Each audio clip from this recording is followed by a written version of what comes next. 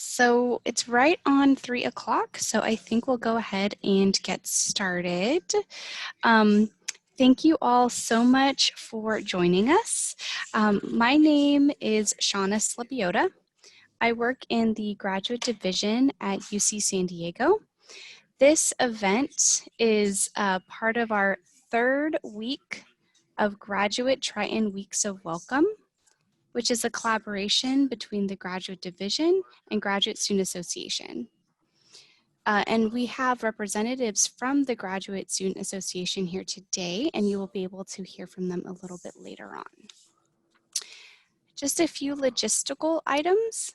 We will be using the Q&A feature in this webinar, not the chat feature for questions. So if you do have a question, please put those into the Q&A. You are able to see other questions that other attendees have asked, and you're able to kind of upvote them. So if someone asks a question that you are also wondering about, feel free to utilize that feature. We are recording this webinar, and we will post it online on the GradLife website. And I'm going to go ahead and show that to you. Okay. So this is the GradLife website, and the website is simply gradlife.ucsd.edu, no spaces or dashes, anything like that. When you go to the site, you can go to events to find information about orientation, and this is where you will find the full listing of events for our Graduate Triton Weeks of Welcome. We have five weeks of events that we are planning for you all. And as mentioned, this is week 3, where we are focused on academics and your academic life. The links to register for the various webinars are on here, and this is also where you will find the recordings once we have those available. This is where we will post those. And these are the other events that we have planned for this week. Right now, we are in the resource info session. On Thursday, the Graduate Student Association has organized a series of panels, and they are organized by degree type. So there are different Zoom sessions based on if you are entering a master's program, a PhD program, or a professional program. And the links to join those sessions were emailed to you all on Friday.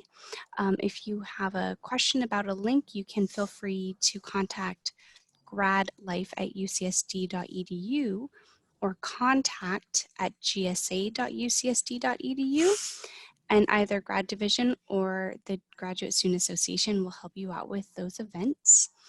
And on Friday is the Zoom trivia, and you'll have the opportunity to win some Amazon gift cards as prizes.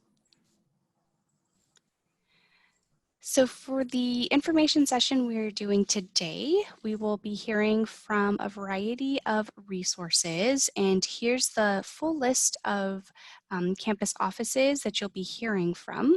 We have representatives today as panelists on the webinar from all of these areas.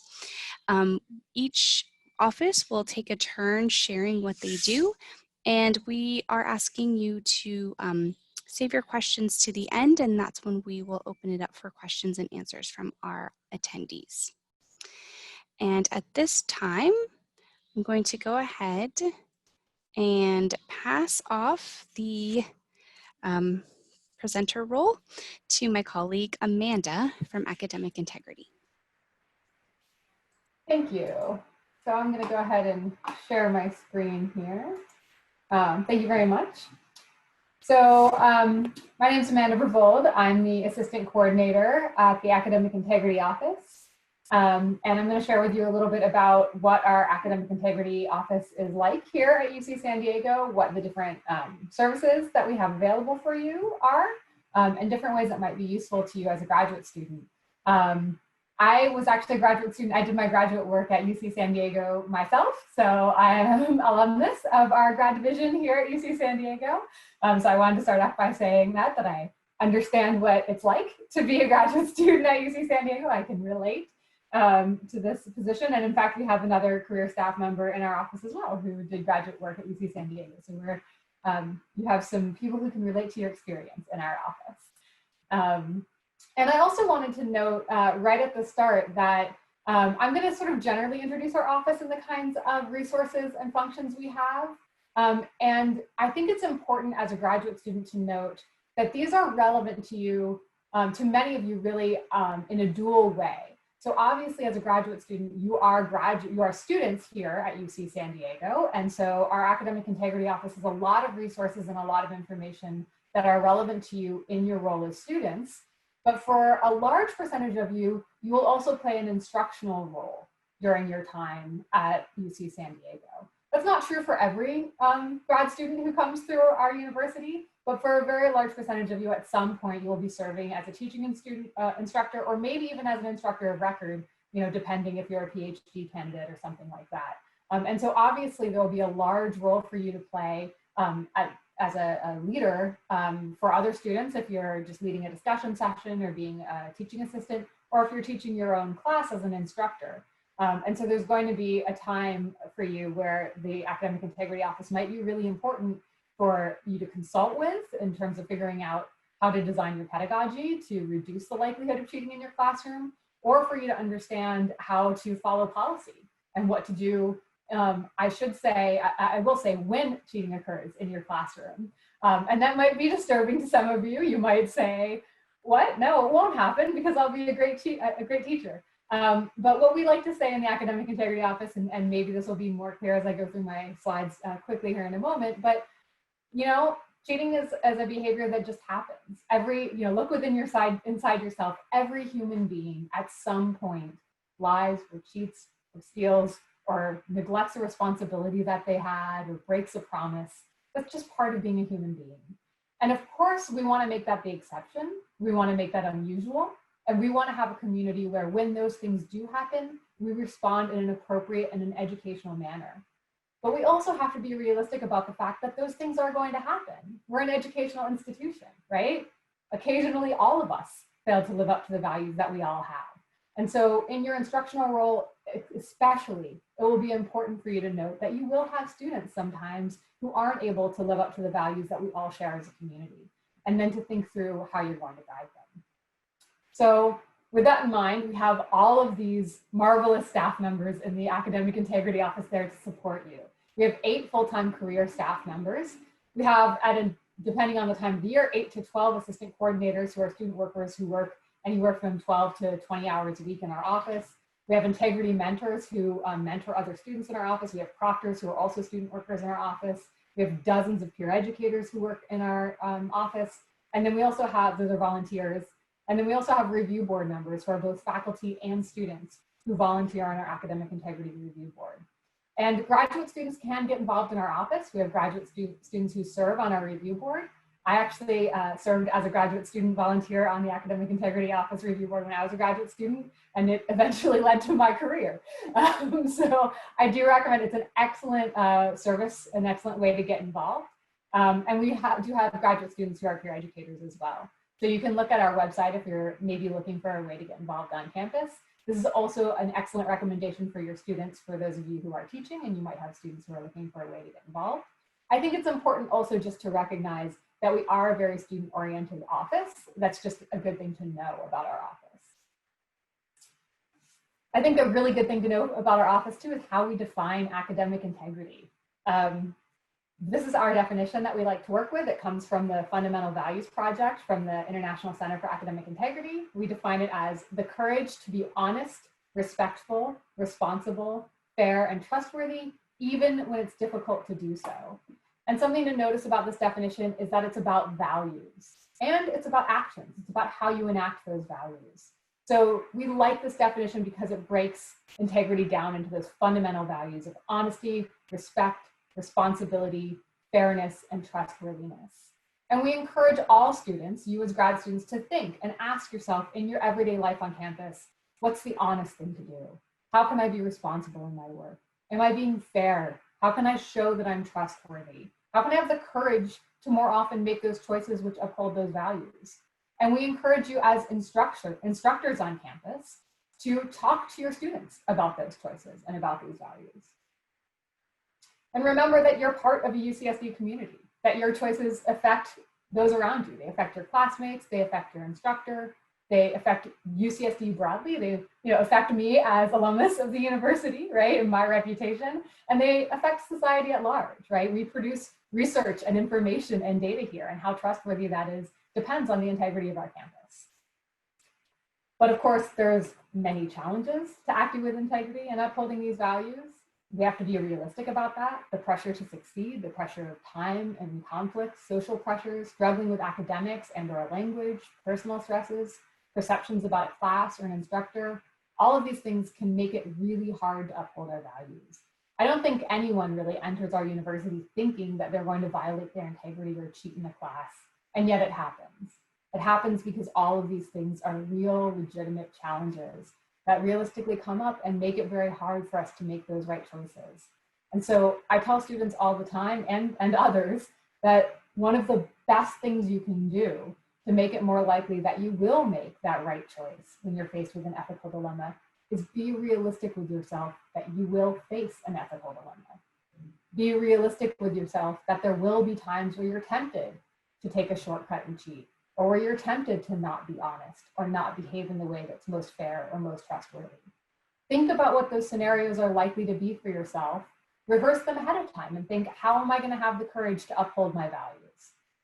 Research shows us that that's one of the best ways that you can arm yourself to make a good choice when those scenarios come up, because realistically, we cannot avoid them. We will all face ethical dilemmas. So you can excel with integrity. You can make those right choices when they come up. How do you do it? Well, you know what the rules and standards are. You ask if you don't know. You understand why it matters. You think about the impact it will have on yourself, on your long-term future, on others.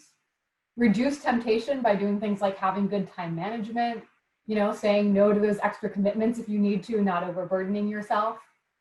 Have a method for recognizing and making ethical decisions. Seek help or resources when you need them. There's lots of excellent resources on campus. You're going to hear about some of them right now, and I'm sure you've heard about others throughout these weeks of welcome. And then if you do make a mistake, remember that's an opportunity to learn. Face up to the mistakes you've made, be open about them, and think about making sure that's not a habit, but what are the good habits you can learn from those mistakes instead.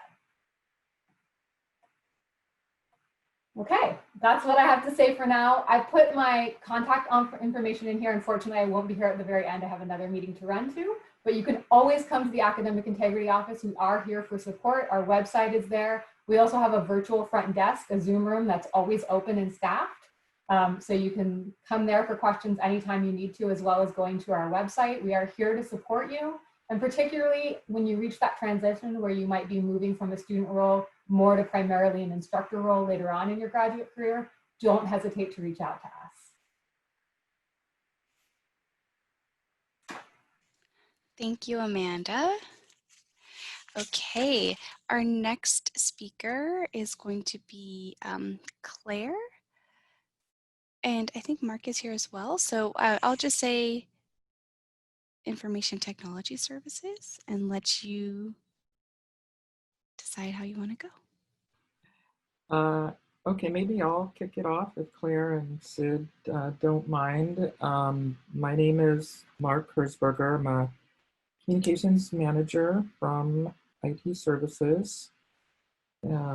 Congratulations, everybody, on joining UC San Diego as a grad student. I doubt these were the circumstances in which you thought you'd be joining or even attending your grad orientation, but this is kind of what it's like. And you might have experienced, trying to figure this out as you go. If you were wrapping up undergrad last March or working at a company, it's all about Zoom. It's about you were muted. It's about how do I share? It's about learning and being adaptable. So that's what we've tried to do in IT services along the way.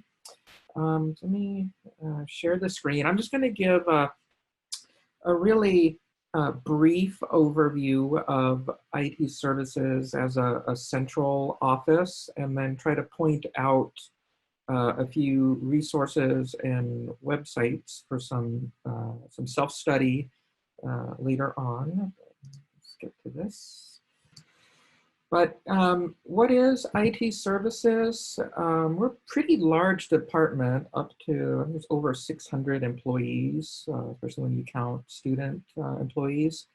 So we're basically a central IT unit for big, widespread campus services like the network and Wi-Fi, office phones, Zoom. There's a whole research component, research IT, that Claire and Sid are going to talk about, getting set up with email. And then there's any number of business and academic systems that you're going to use either like as you enroll, or if you end up in like a TA role, or if you have other on-campus jobs and you gotta buy a microscope for the lab or something, or handle the books, who knows what you'll be doing. So there's any number of systems out there. And a lot of, I'm trying to keep this general, because even though we have, this central IT, a lot of the IT resources and support are somewhat dispersed as well. So it's going to depend each of you in your own situation. So over on the health side, especially like the hospital system, it has its own IT infrastructure. And sometimes the boundaries are a bit murky, but again, hopefully as you work through your program and your department, they'll steer you in the right direction and it'll become a bit clearer.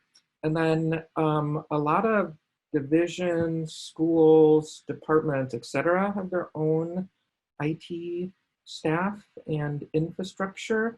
So you might end up working with those folks to get set up, or they might end up being actually your front line of support that you might need. And again, this is so vast, it's hard for me to just put on one slide. So hopefully that's come through as you're onboarded in your department and so forth. But I'd really make a point of asking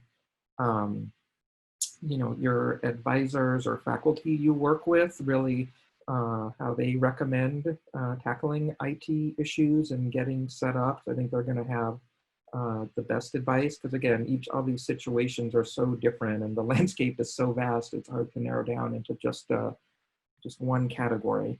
But in terms of getting help, there are some centralized pathways. So there is a centrally run what's called service desk, and there's a handful of ways to get in touch, and I'll go over to those websites in a minute. But servicedesk.ucsd.edu is the main website. You can email servicedesk@ucsd.edu, or you can call the number that is shown. So if you do any of those, a case will be initiated, and especially online as you go through, kind of like a choose your own adventure. So you can highlight what you think the issue might be, and that'll expedite getting it routed to the correct place. But so despite everything I just said about there's all these different IT units, you can always start here, type in your issue, they'll have your name, and they'll get it worked on, either if it's a service that we as IT services offer, or if they hand you over to your department. In normal times, there is a walk-up service desk in the Applied Math and Physics building. That's a little bit west of the faculty club. It's a beautiful, I use that term loosely, concrete building if you've ever been by it, but it is temporarily closed. So there is an alternate site for walk-up help, but it's not really walk-up. So you'll be directed there if you need to be, if you need some sort of in-person help. So if you like literally need to hand over the machine or something, they'll give you the instructions on how to get there.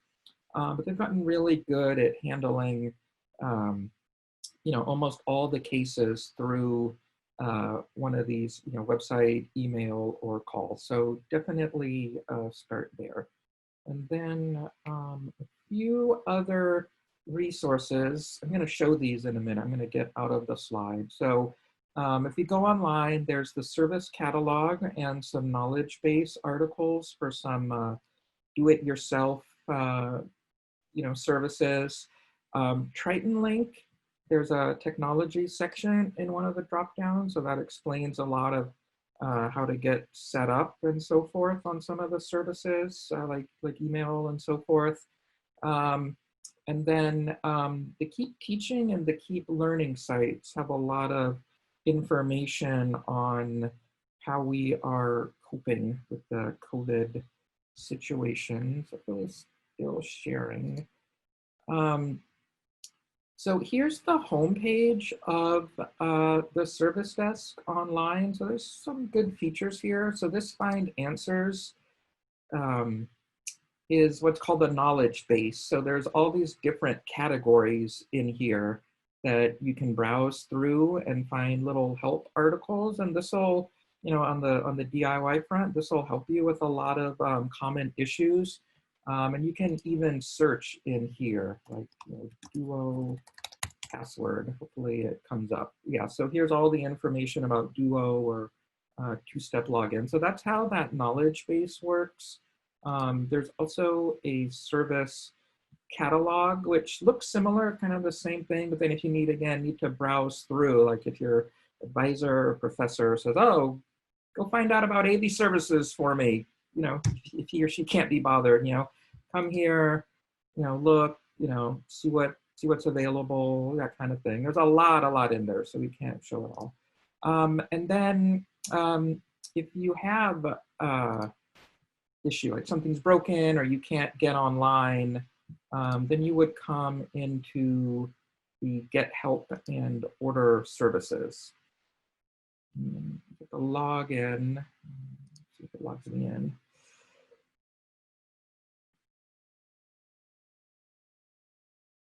Yeah, so mine might look different than yours based on me as an employee, but the submit ticket, I think, would be pretty straightforward. So either like make a request or report an issue, like something's broken, email, can't get connected. You describe it here, and then there's again like an endless list of things that it might relate to. So if you know for sure what it is, just put it in there. That'll maybe get it to the help sort of agent quicker. But even if you don't, service desk team is really good at sort of reading between the lines and whatever you put here in the description to get it routed. Let's look at the Keep Teaching. This might be really relevant. If you are going to be helping out professor or leading some courses as a TA, it's got some good guides about how to use Zoom, how to use Canvas and make videos. So that could all be relevant. There's some recorded training sessions. So this is a page to maybe bookmark and keep an eye on. And then the Keep Learning is more from the student perspective. So again, there's a lot in here. It changes all the time, but I would get really familiar with these sites. And then again, I can't emphasize enough, whoever you're working closest with, whether your department has advisors or if you've got like a faculty mentor, really make sure you get the straight scoop from them about what you're going to need to succeed for your own course and then within your department. So as they say in Congress, I will cede my time to whomever's next. Wonderful, thank you. I think next is Leah from the libraries. I'm going to ask her to share a little bit about how they work with graduate students. Hi, everybody. I'm really glad to be here with you today, and I'm going to try and make this kind of quick because I know that there are a lot of people here from different disciplines, and it's really hard to teach, in a general way with the library. And we know that things are really weird right now. Normally we would say, you know, come into the library, we'll help you, we'll figure out what you need. But unfortunately, the library building is still closed. So what I'm going to do is I'm going to show you the library's homepage, and that's going to really give you some information about what you need to know. So you'll see that there's this beautiful golden bar at the top that is on really all the UCSD sites that gives general information about closures and things that are going on and COVID stuff. But we also have this gray bar on our site, and it talks about the things that we have that we can do for you because we're doing things in a really different way. So that's a really great place to start. As a student, as a TA, if your faculty is asking you to get something for you, it's a great place to go because we have it broken down into those different ways. The one thing that I will say that you should do, and the IT person talked about this just a little bit, is that you're going to want to, the very first thing that you want to do is connect from off campus. Setting up your VPN using the all through 2-step. It's really important. That's the way you're going to get access to all the information in the library. It's going to be the way that you request books, the way that you view articles. And if you're wondering where to start, that's where to start. So there's some information about that, and I will echo what IT was saying, what Mark was saying, that they're so great. Like if you have a problem with getting your VPN set up, you can call them or you know, first try, but then you can call them and be like, I can't do it, it's not working, and then you get some information about that. So that's just right here, okay?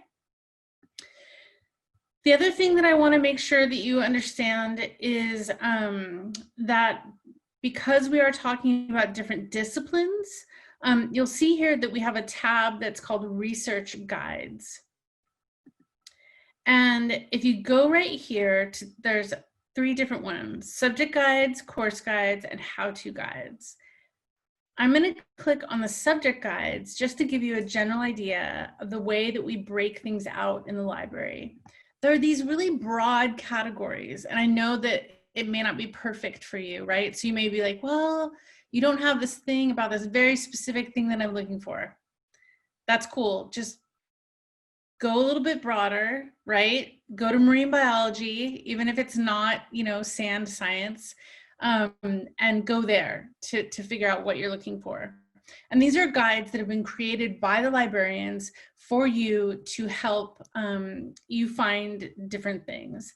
So I'm just going to pick one at random, and you'll see that they have information about getting started with research, finding books and articles. Again, super important to be logged in using the VPN, because you'll notice all these little locks. That means that you can't access these things because they're behind a paywall, right? So if you're logged in through the VPN, you can access those things. The other really nice thing is it tells you who your librarian is. And that's a really important thing to know. There is a librarian for most of the subject specialties, and we are here to help you. We are not bothered when you contact us. A lot of us are, in fact, very happy when you contact us to get information about how to do research, how to find something, how to prepare something for your students, any of those things. And so there's a couple of ways to find that, and you can also go here to the Ask Us. And you'll see that it has librarians by subject specialty. And look at this. Woo, so many, right?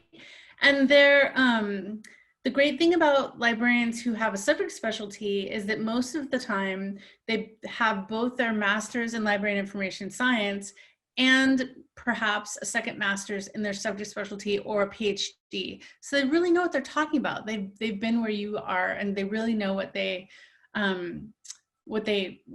they can help you with. So that's a very basic overview of the library's website. And I'm putting my email address in the chat so that if anybody has any questions afterwards, I too have to leave a little bit early because I have a meeting at 4, but we may wrap up before that. But if anybody has any questions, you can send them to me and I'll either answer them or make sure that you get them answered by the right person. Thank you. Thank you, Leah. At this point, I'm going to ask Research IT Services if they can share a little bit.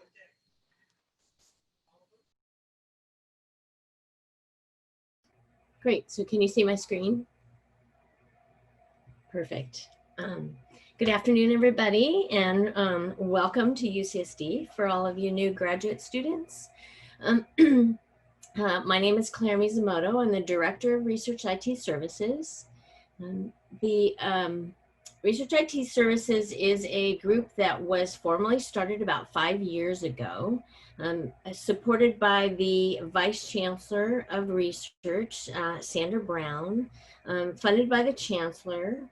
And the idea was to provide information and support to researchers on campus. So if we were here, if we were in person today, this is where we would be. We'd be standing behind this table and you'd have a little bit of swag and a little bit of candy to get you through this time. I'm sorry to say that that's not the case, but hopefully the information will be good and we can still support you where it counts. One of the things when you start to do your work, once you settle in and figure out all of the details of financial aid and your housing and all those pieces that you need to figure out, your advisor and all those things, once you actually start working on your research, one of the things that we're here to help you with is the entire research life cycle. This is a graphic of a simplified representation of that. And Research IT Services supports the entire gamut from the very, very beginning where you're in proposal stage, perhaps, or actually kind of inception of trying to kind of germinate an idea that you have. All the way up through the actual data life cycle, through the grant period, if you're active in an extramural funding situation, all the way to the data archival and maybe publication of your final results. We have many partners that we work with. Research IT is a fairly small team, but we do in all of these areas. Sorry, we've got a lag in that. There we go. So sorry about that. So there are several areas in which we work, and specifically for graduate students, these are areas that would most interest you. If you are working as faculty, you may get, we could probably give you more support in areas like the grant cycle and different areas like that. But specifically for graduate students, we find that these areas are the biggest requests that we get, or the biggest areas where we tend to be able to help researchers at your stage of kind of your career. For example, we have a research cluster, or we can point you to other high performance computing or high throughput computing services and support. When your desktop, when your laptop is just not enough power, doesn't have quite enough power to do that compute that you need to get done, we can actually help you with those kinds of things. My team and the services that we provide are at no cost to the researchers, so that's something important to note. There definitely are services out there, commercial cloud, some of the services at the San Diego Supercomputer Center are at a cost, and quite often that doesn't work with a graduate student's budget. and we understand that. For the analysis portion of what you're doing, if you need to learn how to do R, Python, again, if you're getting bogged down by your commercial graphical package and you actually need to do some command line computing, some analysis, we have opportunities for R and Python training via Software Carpentries, which is an international organization that provides training for researchers, and discipline-specific tools, licensing, where you can access particular software. Data sets, for example, we work very closely with the library and the Nielsen data set. Many of our researchers, we have several researchers who are doing consumer data, and we house that Nielsen data set in conjunction with the library. Data management, data transfer, data curation. Again, data curation is something that's in the library, but we act as a pointer to all of these services that exist around campus. As a new person to the campus, and even if you've been here a while, it's difficult sometimes to find the services that you need. And so that's why we're here. My team and I make it it's part of our job to understand where the services exist on campus. And so we can then point you to them and understand, again, your budget and your, how it fits with your need. Storage solutions, OneDrive and Google, those are things that we have worked to get licensing, and there's availability for students in both of those arenas. And consulting support, my team provides consulting on workflow and the tools to use, and training opportunities. We try to make it our business to know what training's out there and to provide it for you. And how to contact us. Very simple, research-it.ucsd.edu is our website. Research-it@ucsd.edu is our email. Our team is a pretty small team, but it's a pretty mighty team. Sid Burrows-Schilling is on the call with us today. She's our lead research facilitator. Kim Thomas has joined us recently from health. We have pulled her over, and we have a graduate student domain consultant, which is exciting. So we have Harry Zhao is a master's student in biology, and so we have the ability to have some domain expertise among our teams, very specific, so we can, especially, it's come in handy during this COVID period where he's been able to talk about specifically the return to research and how it has affected his lab and how we can actually make things a little bit easier for researchers. I have two systems integration engineers who actually do a lot of the consulting on some of the workflow and integration services. They work a lot with the faculty, but they also work very closely with a lot of students. Again, I'm the director, and we have an extended team of really excellent partners across campus. Like I said, the library, the rest of IT services, San Diego Supercomputer, and just kind of on and on into the divisions and so on. We're happy if you have any questions for you to just drop us a line and ask us, and we're happy to help you to figure out where exactly to point you to get what you need. And that's it. Thank you so much, Claire. At this time, I'm going to ask Francesca from Student Financial Services to share next. Hi, everyone. Let me pull up my screen. I actually got a presentation together. All right. So my name is Francesca Morataya. I work at Student Financial Solutions. I'm the Customer Operations and Marketing Analyst, and I will be presenting and giving you guys a brief overview on what our office does. So who are we and what do we do? So Student Financial Solutions is a multi-divisional organization that provides a broad range of services, including campus cards, central cashiering, university billing services, loan administration, and student account management. So our mission is to support the financial needs of students, parents, and organizations through an integrated services approach. Our vision is to enrich our students' lives with the programs and solutions that educate, empower, and encourage lifelong financial health. And our core values are people first, purposeful interactions, building pathways, and progressive change. So let me go through our divisions. So the Central Cashier's Office offers a variety of services. So they take payments, change orders, deposits, and petty cash reimbursements. We have our Student Accounts and Client Services team, which offers customer service for refunds, third-party and VA sponsorships, scholarships, emergency loans for you graduate students. If you ever have questions about stipend disbursements, TA fee remission, or anything like that, we can help you out with those things. We have our Campus Cards unit. So we issue ID cards to students, faculty, and community members.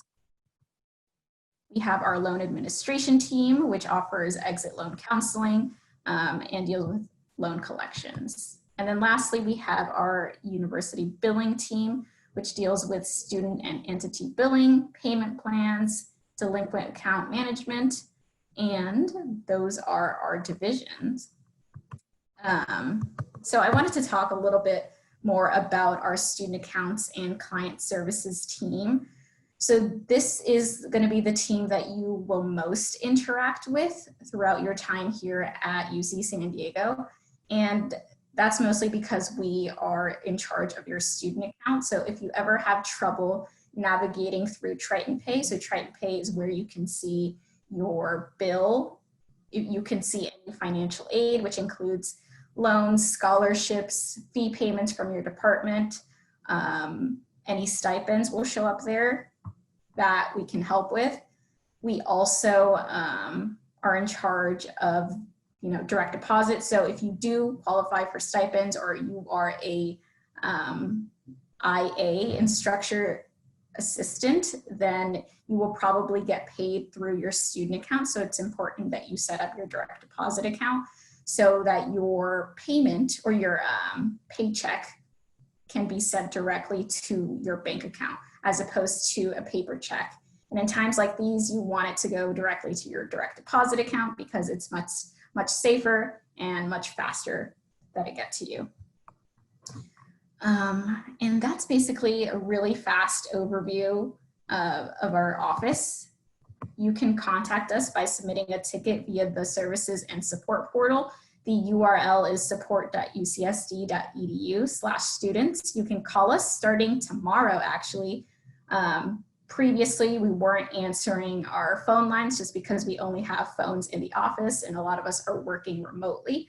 But starting tomorrow, we just integrated a new system. So Monday through Friday, 9 a.m. to 3 p.m. we'll be answering phone calls.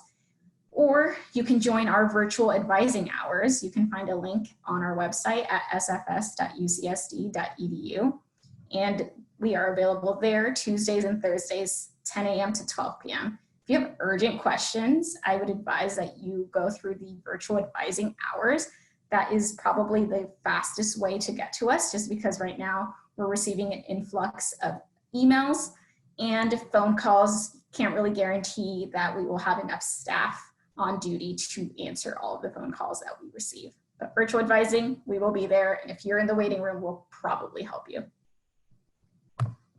And that's it. Wonderful. Thank you, Francesca. Okay, Monique, I'm going to ask you to share about research compliance.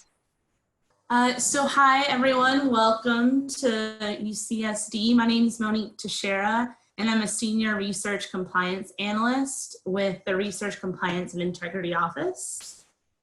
So Research Compliance and Integrity is actually a overall department that houses a number of sub-departments underneath it.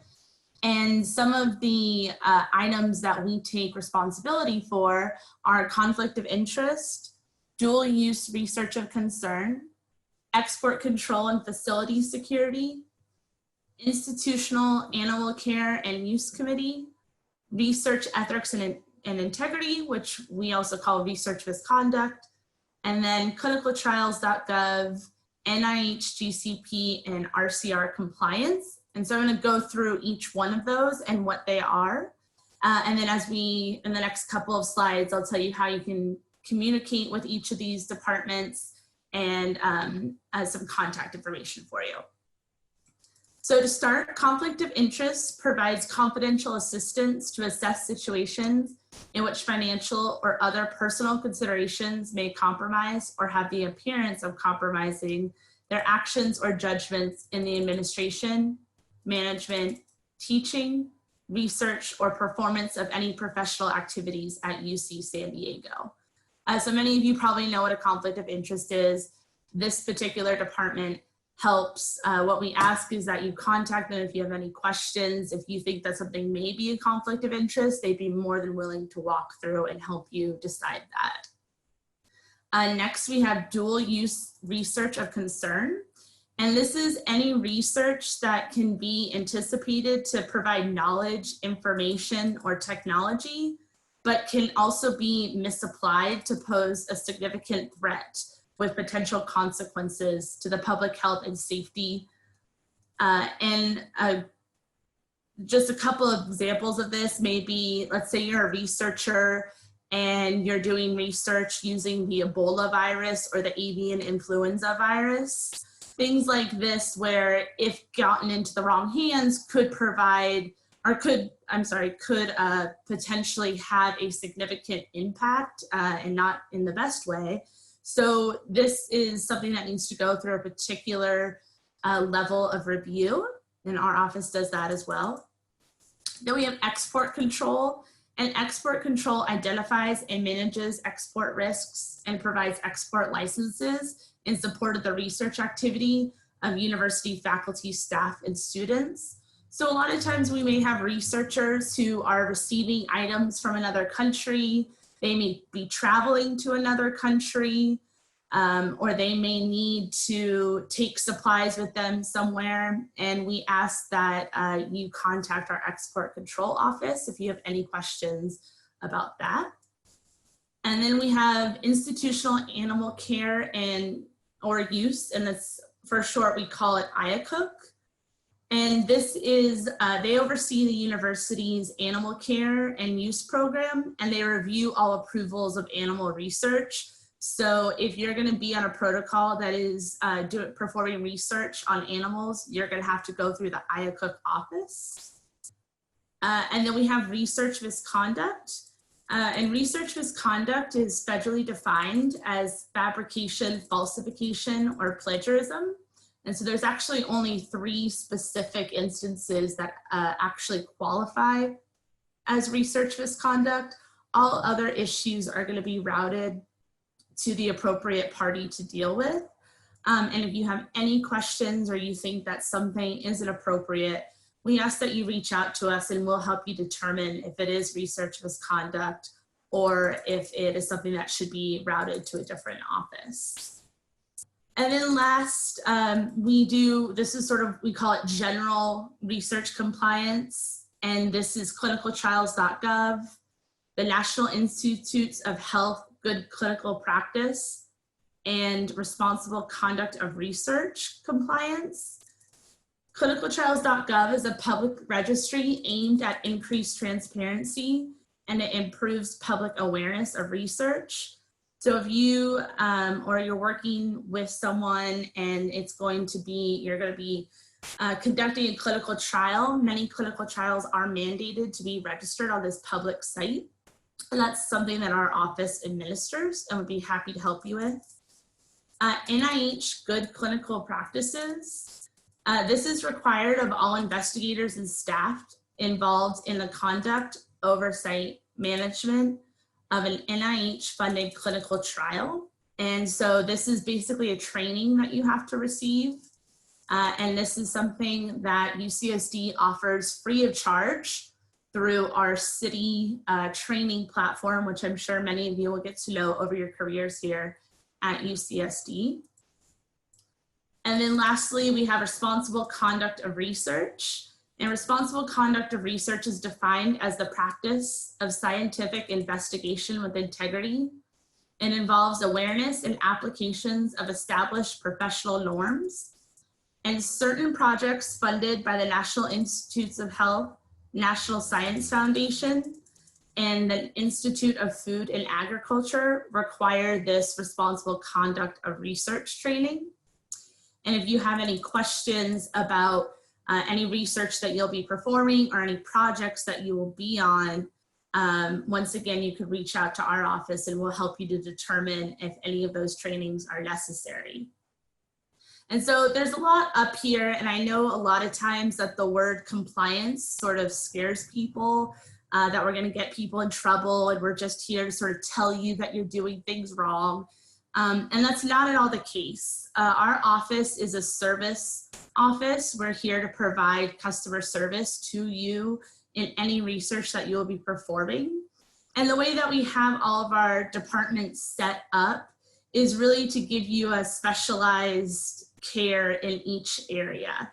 And so if you walk away with anything for this presentation, I want it to be that you understand that research compliance and integrity is really here with the goal of facilitating your research and helping you by protecting you, faculty, staff, and the university's interests overall. We have a number of, I would call it, communications. Each of our departments has their own website, their own phone number, and their own email address. If you're unsure of which one to contact, you can send it to any of them. We all work together very closely and we'll figure out where it goes.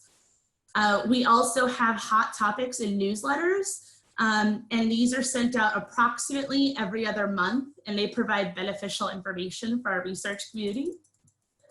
And we also have research compliance and hot topic training programs, and these are seminars that are hosted every month on a variety of different topics that would really affect the research community.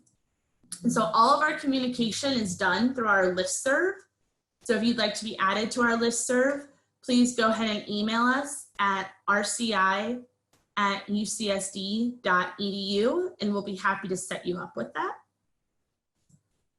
And then lastly, here's the contact information for each of the RCI departments.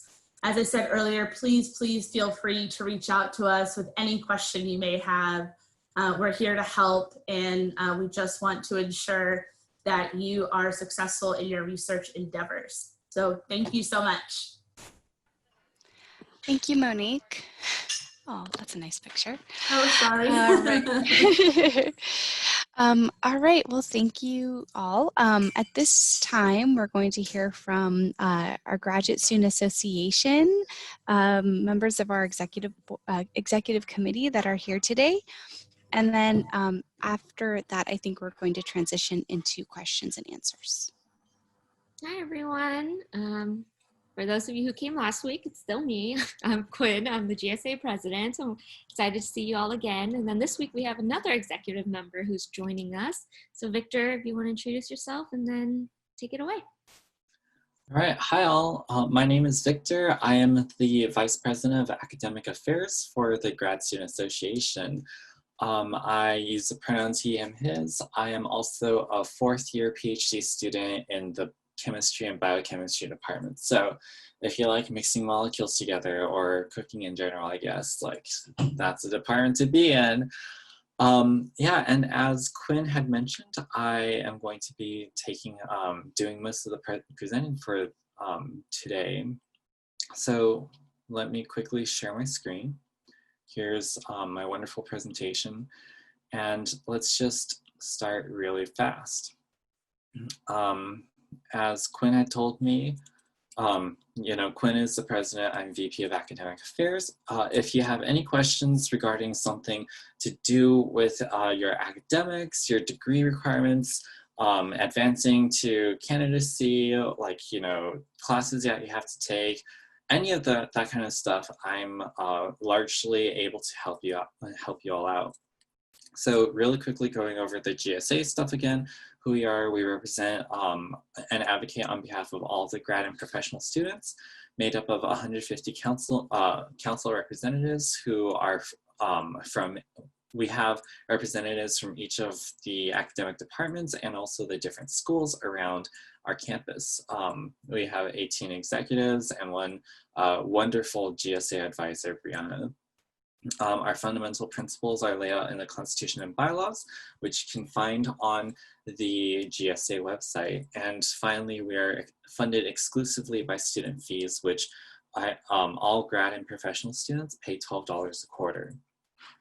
Which is not too much compared to a lot of the other fees that we have to pay for, like, you know, as being students at UC San Diego.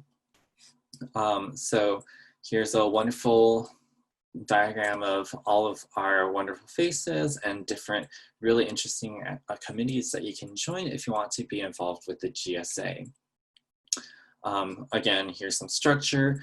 I'm this one over here, and if you're interested in any of these different things, please let me know, and I will be able to help you out with getting more involved, and also any of these other things too. All right, so the GSA, just also really quickly, because I believe this has already been covered, we advise the campus administration on a lot of different things. If you want to get involved, please let us know.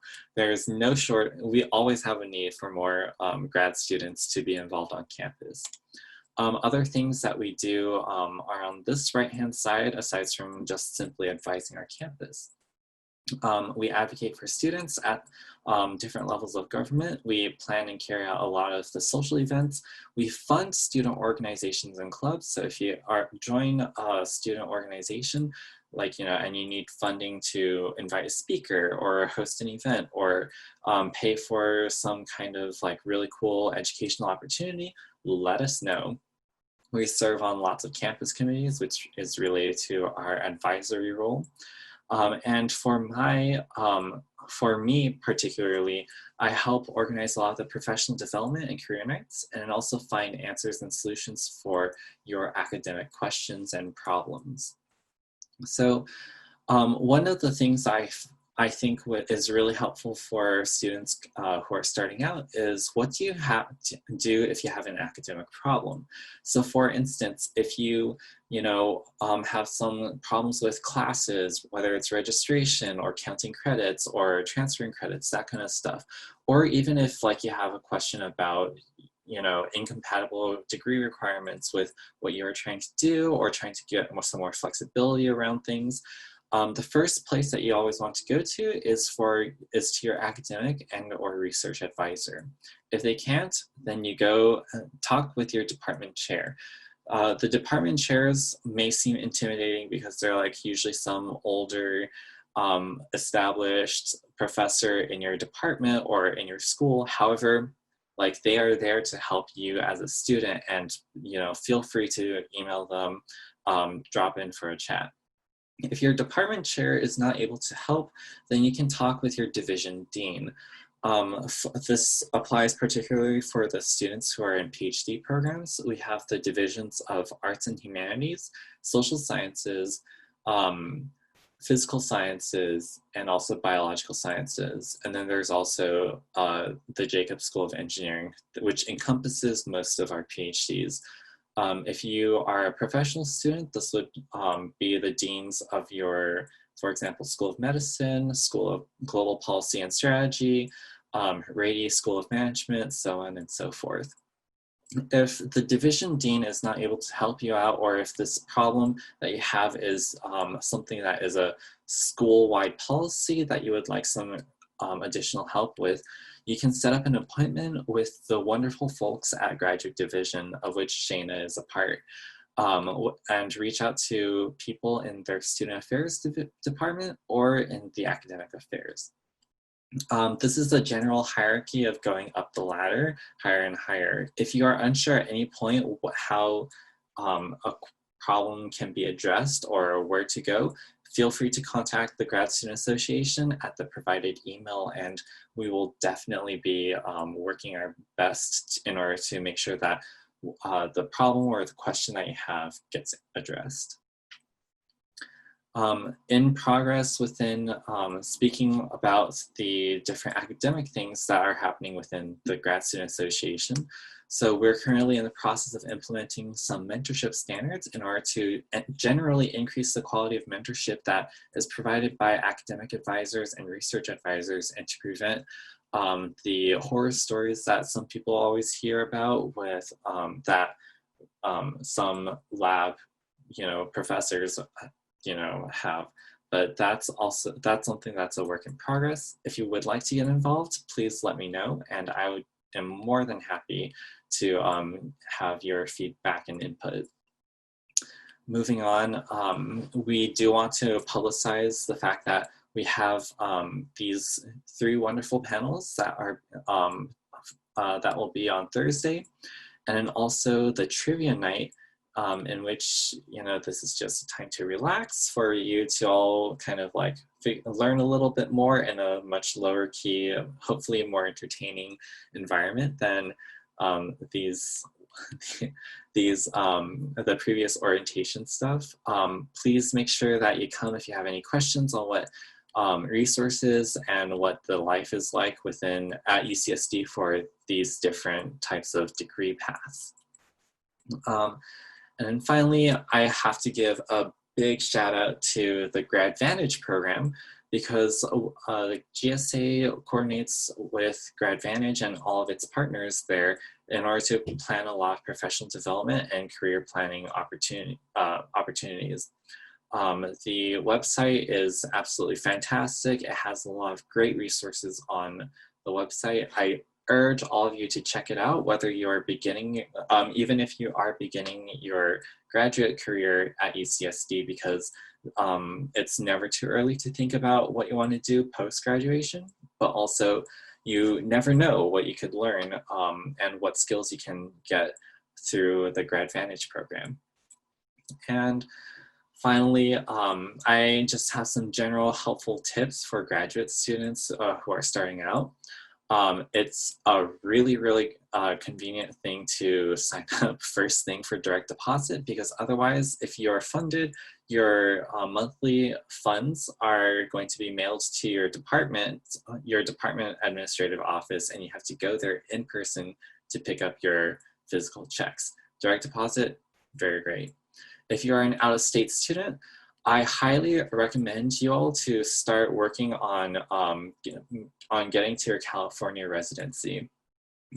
This is something that is really important, because in your first year, your department takes care of the non-residential supplemental tuition that you need to pay as a non-California resident. And the checklist has 15, 16, possibly more items on it that you need to compile together and submit to the residency office at our campus. And it is a lot of stuff that is very difficult to get all in the last month before you have to submit your stuff. And definitely start working on that. And I also have to just give a couple other shout outs. Make sure that you register to vote for the November 3rd election if you are an American citizen. Definitely update your voter registration. And the other shout out that I have to make is for everyone to fill out their Census 2020 form if you are living off campus. This encompasses also international students, because whether you are, regardless of your citizenship status, you are eligible to be counted in the census in order to make sure that San Diego gets the amount of federal funding for things like public schools, for health, for hospitals, for road maintenance, and so on and so forth. I think road maintenance is not correct, but someone can correct me on that later. And who knows more about census. And finally, we are graduate students. We like to think that we are still up with the times and chasing all the social media trends. Our website is listed over here, and as well as our contact email. We have a really wonderful Facebook page that in which we regularly post a lot of our information. And this month we're doing introductions of all of our executive officers, which is really fantastic. Different awards are posted, and events are also shared on our Facebook page. Our Instagram, again, mirrors our Facebook content, but for those who like to use Instagram more, we have that. And finally, we have our Twitter, which has a whole bunch of, we have our Twitter, which we provide updates primarily in terms of our advocacy, but also a lot of other really cool things that are happening around UCSD in general. So with that said, I believe I'm the last speaker, and we can now move into the question portion, I believe. Thank you so much, Victor. It's wonderful to have our GSA members here. So at this time, we'll open it up to questions and answers from our attendees. We have received a few questions already, and so I did just want to touch upon some of these in case someone hasn't had a chance to see. There were a few questions about accessing the VPN, and so if you go to the Q&A section, specifically Leah from the library was talking about connecting via VPN to access some of their resources, such as articles and journals and things like that. So there are some links in the Q&A. I want to make sure that those are that we make that clear.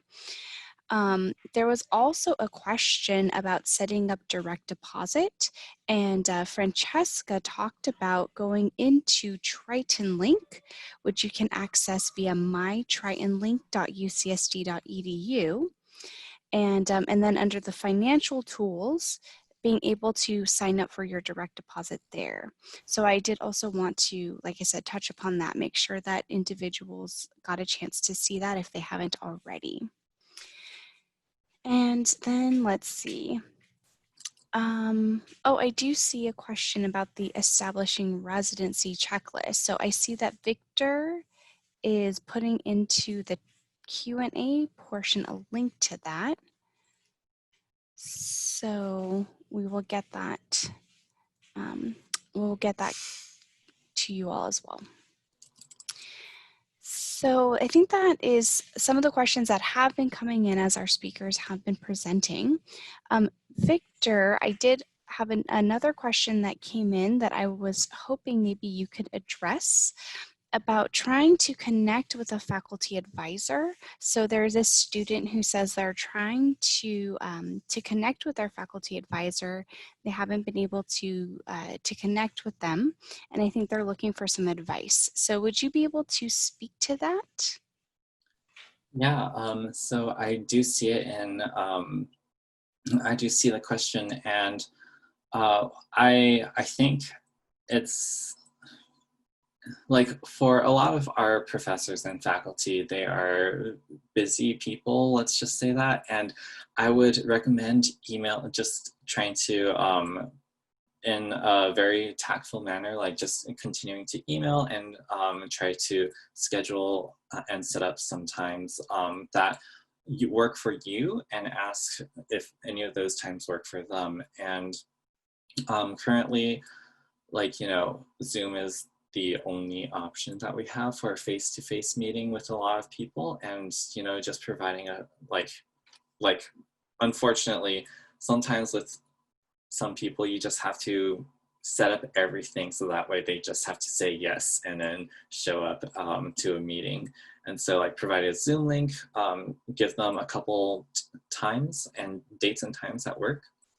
And then if that does not work, it is also possible for you to contact people within your department's administrative office and kind of just ask for advice. The graduate coordinator is usually somebody who is a position in all of the department administrative offices who will be able to help kind of like reach out and do a lot of, and like serve as like a bridge for you in order to get to make sure that things can happen. Thank you, Victor. I would also suggest, and Victor, I think you had a great slide where you talked about different individuals that you can speak with. I would also include in that list, each department has a graduate advisor or a graduate coordinator who's a staff member who can be of assistance to the students in that program. And so I would also recommend connecting with your graduate coordinator, and sometimes they can provide advice in this realm that could be helpful. There is a question about checking out library material before student IDs are distributed. Specifically for the library portion of that question, I am going to ask this individual to get in touch directly with one of our colleagues at the library. However, while I have Francesca here, I was kind of hoping that you can talk a little bit about the campus card office, or getting your student ID card, because I think there will be students wondering about that. Sure. So at the moment, our office is, or the campus cards office is closed until further notice, but we do have plans to set up some sort of system where students can contact us and set up an appointment to pick up their ID cards. Currently, our system is, if a graduate, faculty, any student needs their ID card because they need to get into a lab, a dorm, anything urgent like that, we have a sort of an appointment-based system where they contact us. We currently are only in the office Wednesdays, so we print it on Wednesdays, we deliver it to the mail services center, and then students or staff can start picking them up on Thursday. But moving forward, we're gonna change that up a little bit and set up a more regular appointment time sort of system, so they can contact us, they can see our calendar and see what appointment times are available, and they can pick it up directly from our office. So more information to come. We will be emailing students very shortly, but right now, if they need it immediately, they can email us at campuscards@ucsd.edu, and we can set them up with an appointment. There's another question that just came in about a student ID card, even if somebody is on staff. So could you possibly also touch upon that topic? Let me see if I can find it. It says, do we need a separate student ID card even if we are on staff? So yes, because each card is associated with a different number. I don't know if you urgently need both of them, but staff ID card is associated with that employee ID number, and student is associated with your PID number. And again, it's the same process to request it from our office. Just email us and we can try to set you up with one of them or both. Also along the lines of ID cards, if somebody, is there a way to get it through the mail if they are remote? I'm not sure if you can speak to that, or. Yes, I can speak to it. The answer is unfortunately no, we don't mail ID cards. For students, there shouldn't be a reason why you need it if you are not on campus. But if there's some extenuating circumstance, we can talk about it. Great. And there's also, this is another question also, Francesca, I'm going to ask you to weigh in about financial options for international students who do not have a US bank account. And so I think this is kind of a question about direct deposit or getting a payment, and if there's, and how might they be able to get that set up? So we are currently looking into a way to refund students who don't have US bank accounts or who live out of the country, because currently the system is, if you don't have a direct deposit account, we're going to mail a check. But if we're mailing it to, let's say, China, we can't guarantee that it get there. So right now we're working with our international payment partners, Flywire and Western Union. I'm not sure how it works completely, but if there ever is a scenario where a student needs a refund and doesn't have a US bank account and doesn't want to have that check because it's a lot of money, be sent through the mail, they can contact us and then we can work with them to get that figured out. Thank you. There's another question I see there. If check does not arrive, we can cancel and reissue it. Thank you so much. I also want to add, so just switching gears just slightly. So Victor had talked about the student panels that are happening on Thursday, and also the trivia that's happening on Friday. And I know that the links to register for those events were sent via email, but if you're unable to find them, Quinn has posted in the chat the link to register for all of the week 3 events right here. So for some of these events that are upcoming, if you want to go ahead and follow that link, you'll be able to register and get all the information that you need to attend those events that are happening later this week.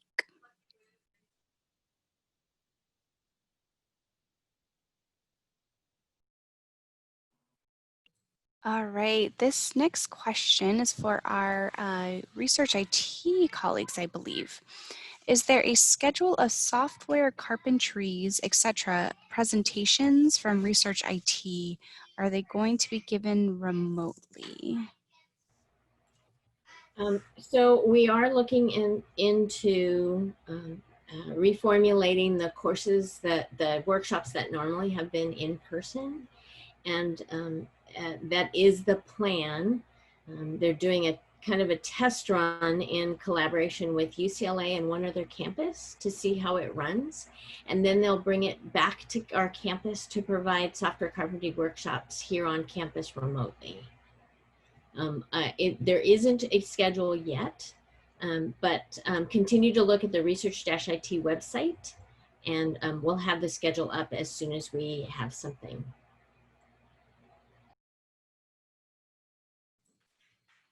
Thank you so much.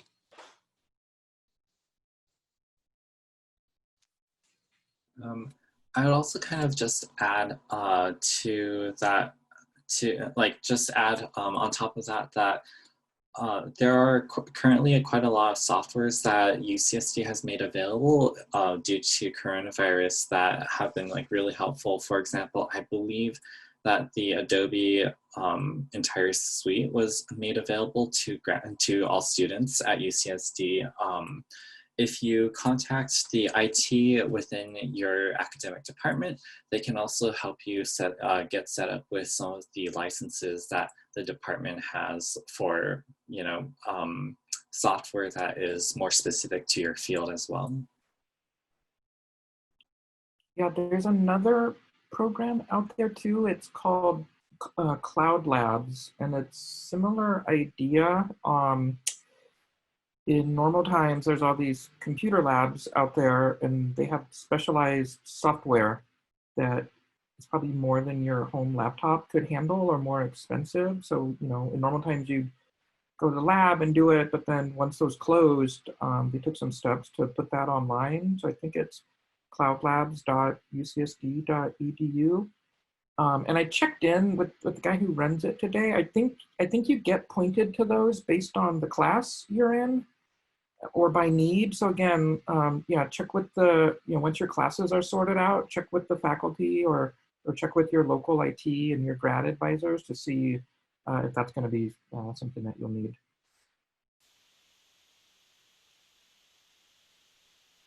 I just want to encourage everyone to use the Q&A feature if you do have a question. Feel free to put that into the chat and one of our experts will be able to answer.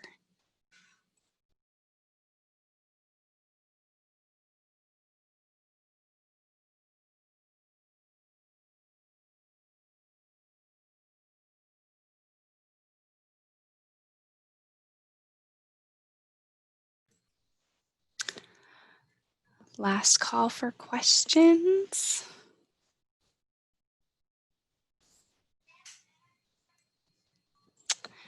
Oh yes, so there is a question about if this session or other sessions will be available to view later.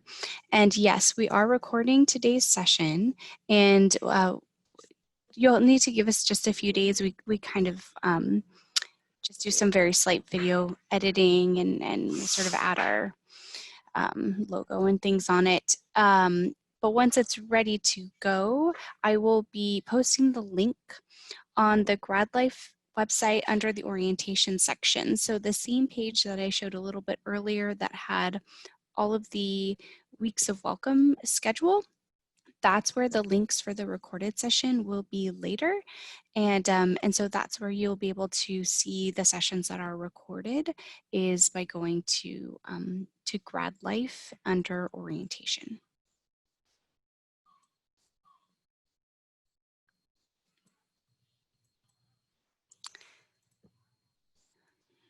All right.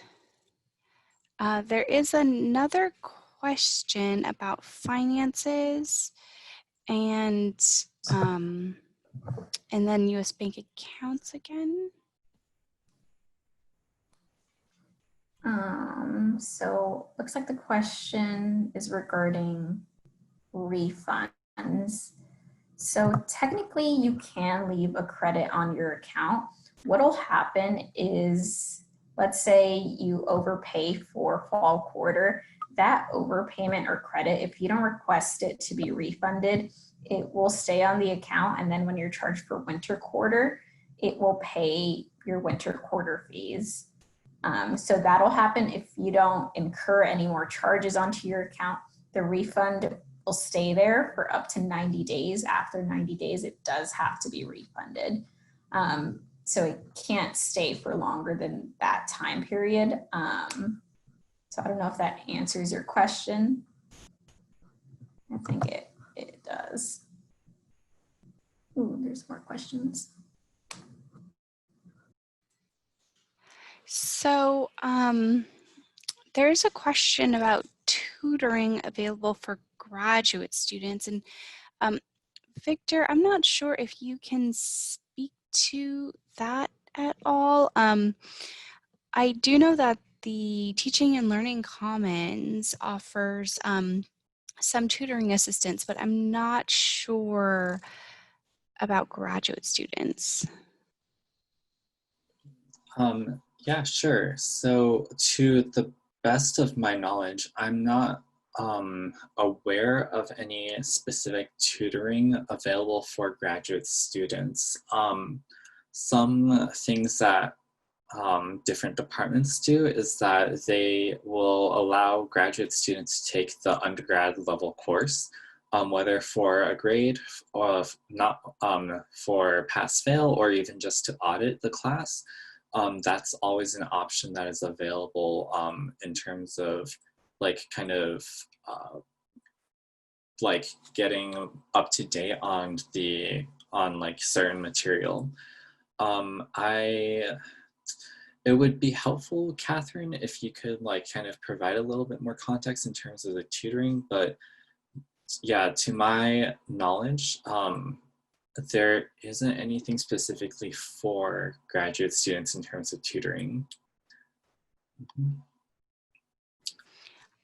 I would also add you may want to, again, check in with your academic department or your department or program, and they may know of a more specialized resource. So I would also encourage that as well. There's a question about the Python/R, etc. workshops that I believe were mentioned by Claire. Sorry, I think I answered, so it moved over to understanding. I wasn't sure if you wanted to add anything to that. Sure, just the same. Those the R and Python courses or workshops are covered under the software carpentries workshop that I just mentioned. So we are working to schedule some under the newly formatted remote only format. And when the schedules are, when we have something available, we'll post it on the Research IT website.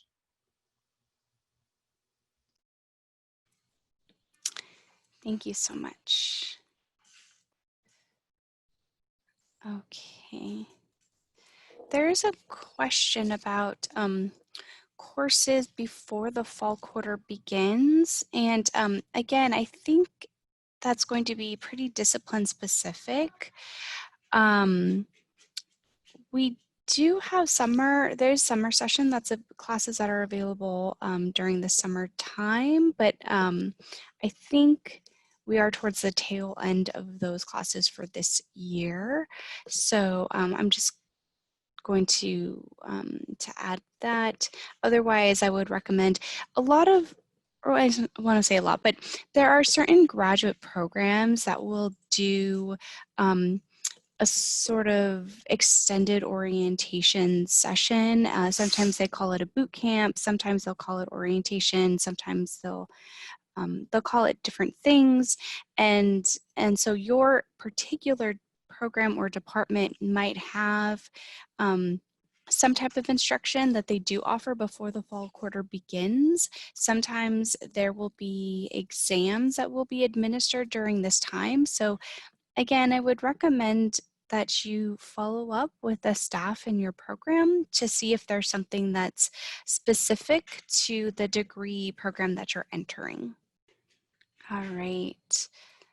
I think we might be at the end of our questions. So if you do have questions that you think of after the session, we have had a lot of great information here presented by our colleagues, and I think nearly everyone included a website or an email address or a phone number or something to get in touch with them. So I encourage you to do so. Again, the session will be recorded and posted probably next week. If not this week, then I would say by next week. There's also gradlife@ucsd.edu. There's contact@gsa.ucsd.edu. We're all here and available for you to ask us questions to help you as you're starting out as a new graduate student at UCSD. Thank you again to our panelists. Thank you to our attendees for spending some time with us today. And I think with that, we're going to end the webinar. So thank you all again.